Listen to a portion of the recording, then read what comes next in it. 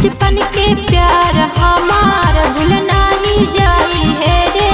ये किसके पाहिले बादल नहीं जाई है रे, दल नहीं जाई है रे।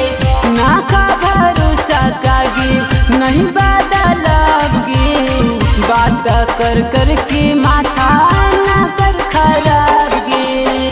के चलनी हमारा तू कहिया रे, माई के दामाद बनबो तहिया गे।